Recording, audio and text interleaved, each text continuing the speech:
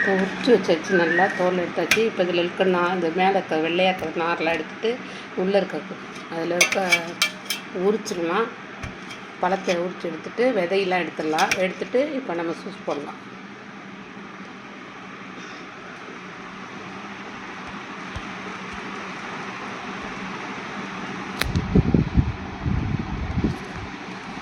போட போகிறோம். நார்த்தம்பழம் ஜூஸ் போட போகிறோம்.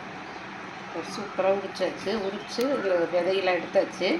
பாருங்கள், நல்லா சொலையாக இருக்குது.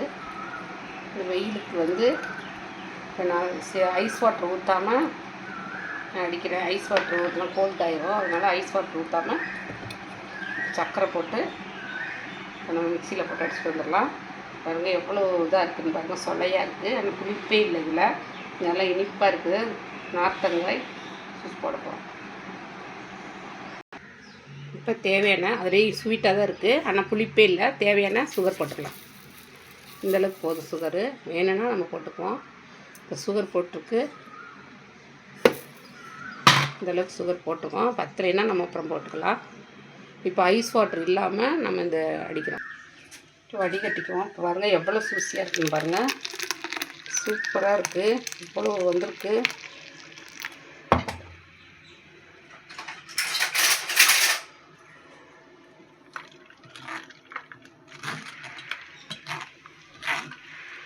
வெயிலுக்கு இந்த மாதிரி நீங்கள் இப்போ கோல்டு ஆகாமல் சாப்பிடுங்க, குடிங்க. ஏன்னா ஐஸ் வாட்டர் போட்டால் ஒருத்தருக்கு நல்லா இருக்கும், குடிக்க நல்லாயிருக்கும் ஜில்லுன்னு. ஆனால் உடம்பு சரியில்லாமல் ஆயிரும். அதனால இந்த மாதிரி நீங்கள் குடிச்சு பார்த்தீங்கன்னா இந்த வெயிலுக்கு நல்லது. இந்த மாதிரி நீங்கள் பழம் வாங்கி வந்து அடித்து குடிங்க. சூப்பராக இருக்கும். வெயிலுக்கு நல்லாயிருக்கும். வயிறும் குழுன்னு இருக்கும். ஐஸ் வாட்டர் வேணால் நீங்கள் போட்டுக்கோங்க. ஐஸ் கட்டி வேணால் போட்டு நீங்கள் இது பண்ணிக்கோங்க. நான் ஐஸ் கட்டி போடாமல் பண்ணுறேன். ஏன்னா உடம்புக்கு இப்போ ஒத்துக்காது. அதனால தான் எல்லாத்தையும் பிளிக் பண்ணிக்கலாம்.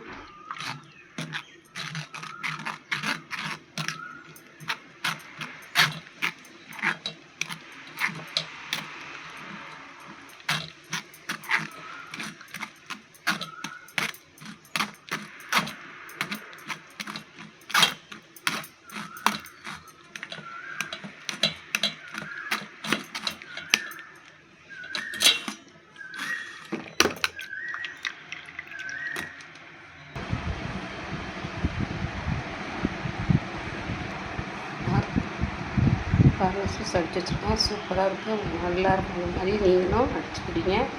செம்ம டேஸ்ட்டாக இருக்கும். பிடிச்சிருந்தால் லைக் பண்ணுங்கள், ஷேர் பண்ணுங்கள், சப்ஸ்கிரைப் பண்ணுங்கள்.